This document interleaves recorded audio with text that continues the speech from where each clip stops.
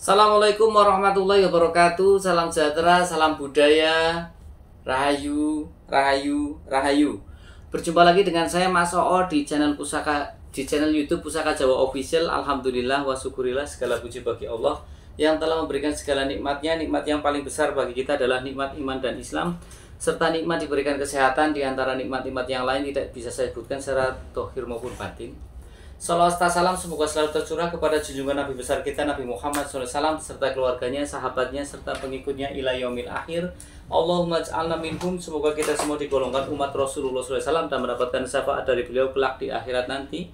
Semoga Allah Subhanahu Wa Taala menjaga iman Islam kita, menjaga ketauhidan kita sampai nafas terakhir kita, sampai ajal menjemput kita, sampai kita mendapatkan gelar sebagai hamba-hamba yang husnul khotimah.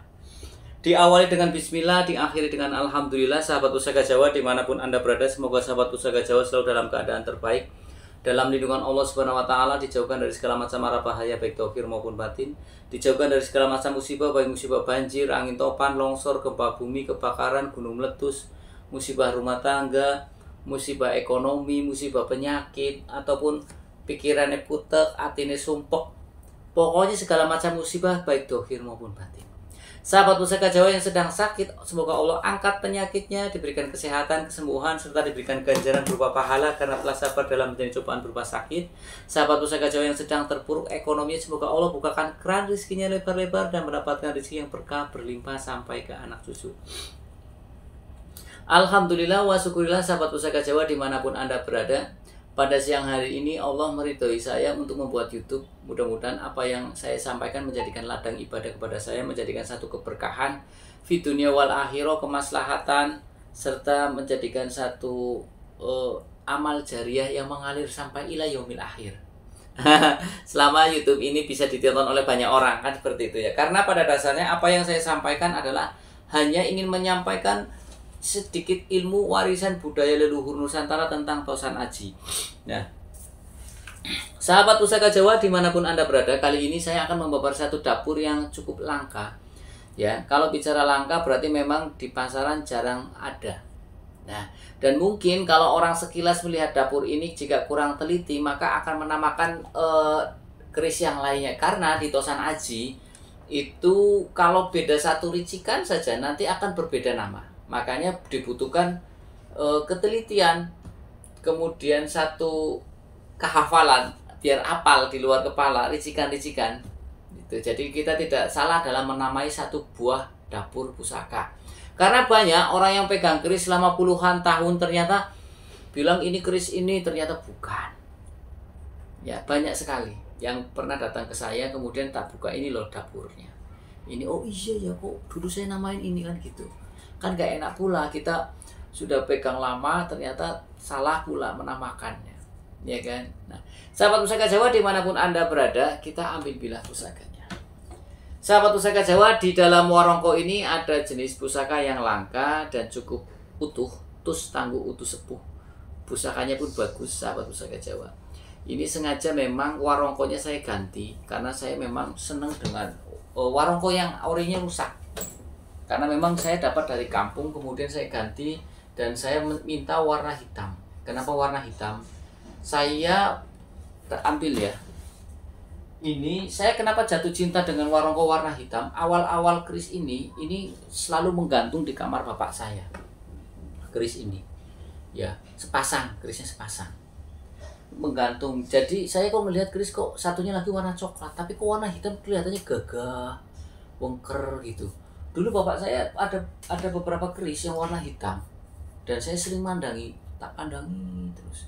Ini kan handle-nya juga kan ya lumayan lah ya.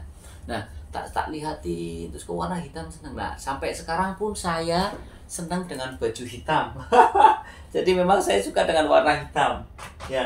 Nah, sahabat Pusaka Jawa dimanapun Anda berada, ini adalah warongkonya Wondo Gayaman Surakarta, Wondo Kagok Banci. Untuk mendaknya mendak kendit ya.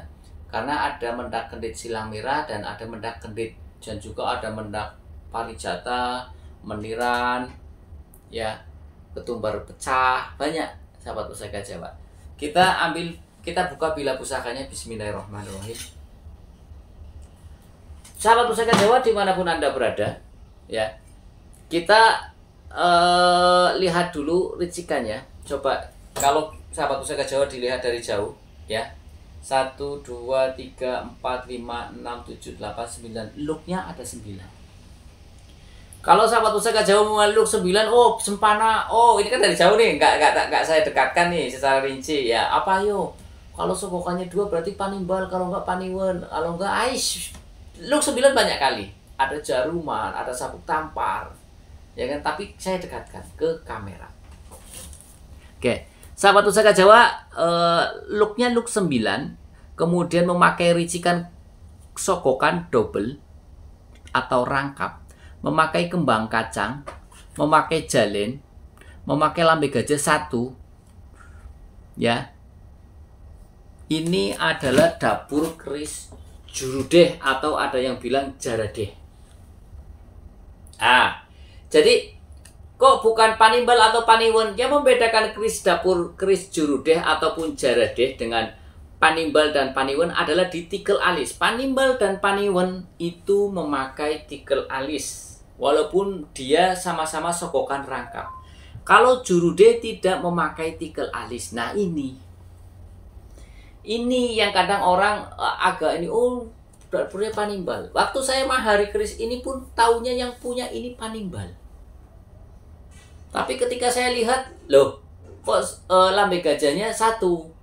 Karena kalau panimbal itu lambe gajahnya 2. Walaupun paniwen pun lambe gajahnya 2, tapi kadang paniwen ada yang lambe gajahnya 1.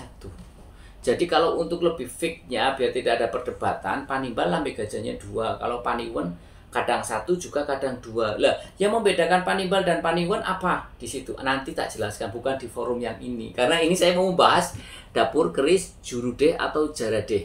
Jadi dapur keris jurudeh atau jaradeh ini yang membedakan di tikel alis. Di jurudeh atau jaradeh tidak memakai tikel alis, dan ini tergolong dapur keris langka. Dapur keris yang susah ditemui di pasaran. Ya. Bagi para pencinta tosan aji yang suka dengan antikan, pasti akan bangga ketika mempunyai dapur keris yang tidak banyak dimiliki oleh orang. Punya nilai prestis, apalagi keris ini tus tangguh utus sepuh. Ya. Ini pertama didapat itu nggak kerawat, sahabat pusaka Jawa. Ya nggak kerawat, boleh dikatakan wilahan saja saya yang beli. Karena warongkonya ya tugel. Iya kan, seperti itu. Tapi nggak apa-apa karena kita punya channel ya, jadi nggak apa-apa. Yang penting besinya bagus, utuh, belum diwarangi ya, jelas. Wong warongkonya aja rusak buru-buru diwarangi. Namanya dapat dari kampung. Ini dapat dari yang arah ke Pemalang, Tegal sono, tapi nggak usah tak tunjukin, di kampung. Ya, sahabat pusaka Jawa. Nah, sahabat pusaka Jawa dimanapun Anda berada, ya ini pasikutannya cukup gagah, tuh. Cukup nyaman, sahabat pusaka Jawa. Positif energinya. Bicara energi nanti dulu. Bicara energi nanti dulu. Kita bahas dulu tentang ricikannya, panjang bilanya berapa. Kita ukur panjang bilanya, sahabat pusaka Jawa. Saya ini udah plus loh. Jadi kalau untuk lihat tapi gak kelihatan, buka mata baru bisa. Tapi kalau jauh harus pakai kacamata min. Panjang bilanya ini 30, ikutnya 37 cm, sahabat pusaka Jawa ya. 37 cm lah ini panjang bilanya. Kemudian untuk pucukan bilanya adalah Newgen, sahabat pusaka Jawa. Pucukan bilanya Newgen. Kemudian untuk sokokan atau pejetan, ini ikutnya pejetan bata rubuh, karena pejetan atau sokokan ada 2, bata rubuh dan adek bata ya. Dan untuk keris-keris seperti ini memang kalau pucukan bilanya tidak Newgennya kurang bagus, karena ini bentuknya looknya pun ramping, demes, serasi, wong lanangnya gagah, tampan, dilihat enak, ya kan? Dipegang pun enak, sahabat pusaka Jawa. Ini nanti tak jelasin sisi esoterinya. Oke, sahabat pusaka Jawa dimanapun Anda berada, kita lihat looknya juga look kembar, ya, looknya look kembar. Tidak begitu rengkol, karena look ada yang kembar, ada yang rengkol, Nah, ini looknya memang dibikin serasi, dan kalau look-look seperti ini juga sudah mencirikan dari salah satu tangguh mana. Ya, nanti kalau event tangguh di bagian agak akhir. Oke, sahabat Pusaka Jawa dimanapun Anda berada, kita lihat kembang kacangnya. Kembang kacangnya ikutnya adalah kembang kacang gelung wayang, seperti yang di gelung wayang begini. Ya, kembang kacangnya pun cukup gagah, artinya cukup tebal dan besar. Biasanya ada yang kembang kacang yang jelantir, yang gampang putus. Kalau ini aman, ya kan, cukup gagah ini. Ya, sahabat Pusaka Jawa, ini kembang kacangnya cukup gagah. Oke. Sahabat Pusaka Jawa dimanapun Anda berada, sekarang kita lihat tentang apanya ya? Gonjonya ini adalah gonjo sepit rontal, sahabat Pusaka Jawa. Gonjonya gonjo sepit rontal.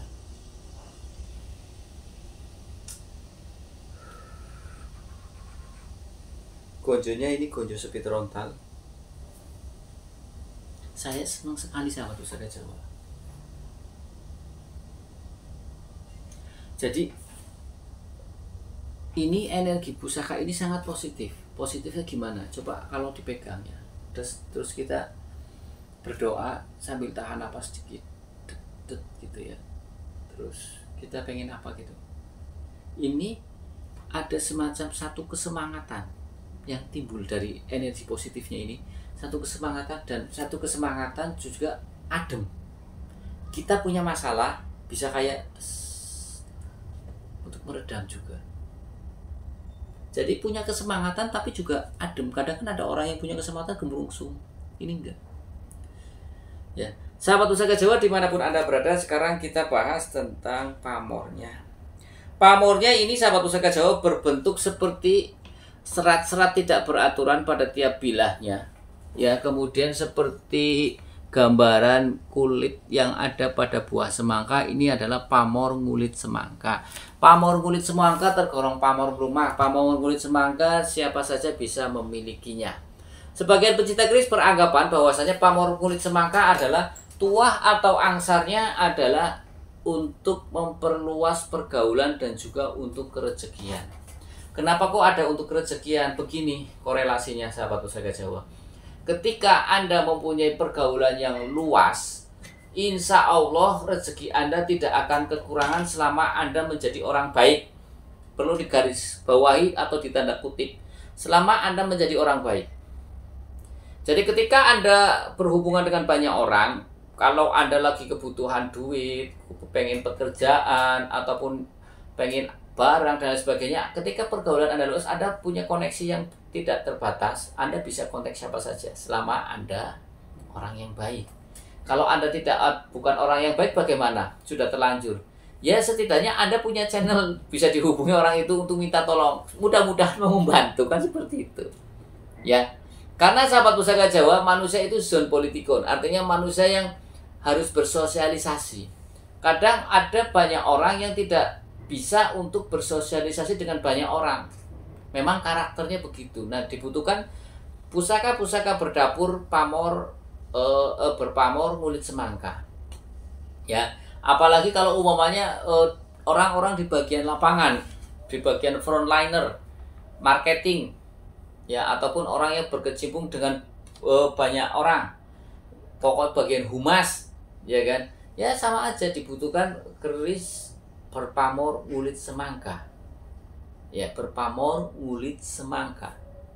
Jadi agar dia mudah diterima oleh setiap orang. Kalau dengan pamor kulit semangka kan akhirnya dia pergaulan luas dan luas, tidak cuma luas tapi kaku, tapi di sini luas dan luas. Ya, sahabat Pusaka Jawa. Pamor kulit semangka tergolong pamor yang banyak ditemui di kalangan masyarakat pecinta tosan aji. Kenapa banyak ditemui? Bukan berarti karena banyak ditemui terus pamor tersebut menjadi pamor murahan, bukan. Tapi karena memang di dalam kehidupan sehari-hari kita membutuhkan banyak sosialisasi dengan banyak orang. Sehingga ketika kita bersosialisasi dengan orang yang sudah kita kenal maupun orang baru, kita dengan gampangnya kita tidak ada banyak hambatan atau masalah. Ya, Itu. Kemudian sahabat Pusaka Jawa dimanapun Anda berada, sekarang kita bahas tentang makna filosofi dari Luk 9. Makna filosofi dari Luk 9 adalah sebagian percinta keris beranggapan tua atau angsarnya agar si pemilik Luk 9 tersebut itu mempunyai wibawa dan karisma yang besar. Ingat, wibawa dan karisma. Orang berwibawa dan orang yang berkarisma itu jarang orang memilikinya. Jadi simpel saja. Anda punya guru yang memang ditakuti, disegani. Lewat tok ben awas ada Pak Guru ini. Anda lihat sosok proklamator kita, Bung Karno. Ya, sosok presiden pertama Indonesia. Saya pernah ziarah ke Blitar ke sana dengan anak saya 3, kemudian saya 4, berempat bawa mobil sendiri. Masya Allah, zaman segitu ya Allah. Puasa itu saya ke sana. Berempat saya. Terus kita ziarah ke sana, napak tilas, artinya sebagai saya kenalkan kepada anak saya, ini loh presiden pertama kita, Pak Karno. Mungkin nanti ketika mereka besar, mereka akan ingat ayahnya pernah ajak mereka ke sana. Saya nginep di Blitar. Di mana? Di Jalan Kartini. Di hotel apa itu? Hotel apa lupa? Patra apa ya? Apa? Lupa. Di Jalan Kartini lah, di hotel. Nah, sahabat Pusaka Jawa dimanapun Anda berada, kita lihat sosok Pak Karno, orangnya berwibawa, orator ulung. Ketika dia ngomong, dia seperti menghipnotis banyak orang karena dia mempunyai wibawa dan karisma yang besar. Anda contoh lihat penyanyi yang sekarang, ya, Ariel Noah, itu punya karisma. Mau tidak mau, orang berkarisma itu tidak harus tinggi besar, badannya kekar, enggak. Anda lihat Ariel, orangnya kan pendek kecil, tapi dia mempunyai karisma sehingga banyak menghipnotis orang, banyak menyukai dia. Seperti itu, ya. Jadi Luk 9 mempunyai makna filosofi, doa dan harapan dari Sang Empu maupun Sang Pemesan awal keris ini adalah agar mempunyai wibawa dan karisma yang besar, kemudian agar dia juga ditaati oleh bawahannya. Yang kedua, dia ditaati bawahan. Kalau bicara tentang ditaati oleh bawahannya, berarti diciptakan untuk orang pemimpin. Setidaknya dia mempunyai bawahan. Jadi cocok orang yang mempunyai ambisi yang besar, dipegang seorang pemimpin, baik itu tingkat RT, wis kepala rumah tangga, wis paling sini kepala rumah tangga, wis ya kepala rumah tangga, ben bojone, ben anaknya nurut, ya. Kemudian dia juga ditaati menjadi seorang pemimpin yang baik. Dia mempunyai wibawa yang besar, wibawa dan karisma yang besar, kemudian dia ditaati oleh bawahannya, ya, tadi seperti itu. Kemudian juga dia menjadi seorang pemimpin yang baik. Jangan cuma ditaati, tapi dia menjadi pemimpin yang tidak baik, tidak. Jadi doa yang tersembunyi, yang tersemat pada Luk itu seperti itu. Leluhur kita itu ketika membuat satu pusaka bagus-bagus, jadi pemimpin yang baik, bukan pemimpin yang seenaknya betul dewek, ya. Tapi dia juga mempunyai wibawa dan karisma yang besar, ditaati oleh bawahannya. Nah, sahabat Pusaka Jawa dimanapun Anda berada, kemudian kita bicara tentang dapur Jurude atau Jarade. Dapur Jurude atau Jarade itu berasal dari kata Jurudia. Siapa itu Jurudia? Jurudia adalah nama lain dari Semar. Kita ketahui Semar adalah sosok yang diidolakan bagi warga Nusantara, terutama di Pulau Jawa. Semar adalah sosok seorang yang bijaksana, pamomong para raja-raja terdahulu, yang membimbing para raja untuk berbuat kebijakan. Ketika dia memimpin pun dia memberikan kepemimpinan yang bagus. Seorang Semar, orang yang sakti, bijaksana, momong. Dengan harapan ketika mempunyai dapur Jurude atau Jarade ini, orangnya bisa bijaksana dan juga sakti lah tentunya. Harus meniru. Makanya begini sahabat Pusaka Jawa, di keris itu artinya adalah sinengker ingkang aris. Kebijaksanaan yang disembunyikan. Kita harus mengetahui kebijaksanaan atau arti makna terselubung pada bilah tosan aji. Jadi ketika kita memandang Tosan Aji begini saja sudah penuh dengan makna filosofi. Melihat kembang kacang yang merunduk begini, itu mempunyai makna filosofi. Kita sehebat apapun, kita sepintar, setampan apapun, sekaya apapun kita tetap harus merunduk seperti padi. Semakin berisi, semakin merunduk. Ya, sahabat Pusaka Jawa. Sahabat Pusaka Jawa dimanapun Anda berada, sekarang kita tadi bilang Jurudeh atau Jaradeh berasal dari kata Jurudia atau nama lain dari Semar. Jadi memang leluhur kita juga bahasanya ngalap berkah dengan nama Semar supaya orang itu menjadi orang yang bijaksana. Karena Semar itu sosok yang menjadi panutan, yang menjadi tempat untuk berkeluh kesah mencari solusi. Ya, pada zaman dahulu Semar adalah sosok yang memang ditakuti. Para raja pun takut karena dia menjadi penasehatnya. Pamomong ke bahasanya yang membimbing dari kecil sampai dia menjadi raja besar sampai meninggal pun seperti itu. Nanti ganti raja dia ngomong yang lain karena Semar ini sosoknya wallahu a'lam bishawab ya, banyak sekali kontroversinya, artinya berumur panjang. Kita ketahui entah itu dari golongan mana, pokoknya Semar itu sosoknya seperti itu. Ya. Nah, apa dari golongan manusia ataukah dari golongan jin? Seperti itulah pokoknya ya. Nah, sahabat Pusaka Jawa dimanapun Anda berada ya, jadi boleh dikatakan berarti keris Jurude keris Semar mas ya, tapi kan ini nama lainnya berasal dari kata Jurudia. Yang ditulis di pakem adalah keris Jarade atau ada yang bilang Jurude. Nah, kalau orang nanya keris Jurude artinya apa sih mas? Nah, ini saya jelaskan, berasal dari kata Jurudia, artinya nama lain dari Semar. Oke, ya. Sahabat Pusaka Jawa dimanapun Anda berada, sekarang kita lihat besinya. Besinya ini sudah dari kamera saja terlihat hitam kebiruan. Ya, besi hitam kebiruan adalah panditoning besi, pendetanya besi, yaitu besi Karangkijang. Tua atau angsarnya dingin dan ampuh. Artinya dingin ada, memang pusaka yang dibawa hawanya panas. Ada. Bahkan panasnya bisa sampai satu ruangan, satu rumah. Mas O pernah memiliki sering, ya kan? Netralinya gimana? Ya ada caranya, gitu.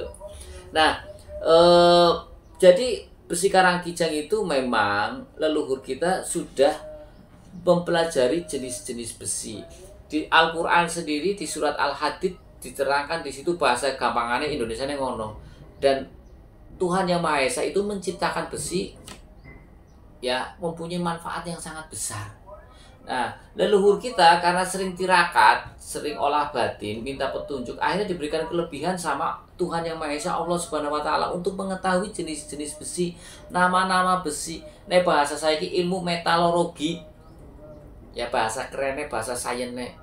Jadi tahu mana besi, ini besi Karangkijang, tuanya ampuh dan dingin, besi Pulosani, besi Walulin, besi Katup, besi Ambal, banyak.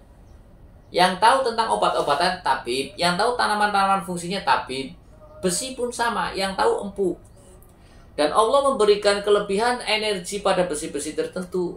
Bisa dicek. Ya, sekarang kan sudah ada alat untuk ngecek besi, energi dan yang sebagainya ya. Ternyata memang leluhur kita itu sudah canggih. Jadi Tosan Aji adalah teknologi pada zaman saat itu. Teknologi canggih. Bisa memanfaatkan teknologi canggih. Ya, dimanfaatkan energinya, diisi dengan doa, dilambangkan dengan pamor, seperti itu. Ya, jadi tua atau angsar dari besi Karangkijang adalah dingin dan ampuh. Jadi segala hajat yang ada pada bila pusaka ini itu disupport oleh besi Karangkijang agar manjur, ampuh, tapi juga tidak membuat panas. Oke, sekarang tadi sudah ya, tadi energinya sudah dibahas bahwasanya ini energinya adem tapi mempunyai kesemangatan. Ketika kita gelisah, kita buka, kita pegang sambil berdoa aja sebenarnya bisa sih. Bahasanya beginilah. Doa itu tidak mesti pakai bahasa Arab, bahasa Inggris, karena Tuhan itu yang menciptakan bahasa, jadi tahu apa saja. Tinggal begini aja.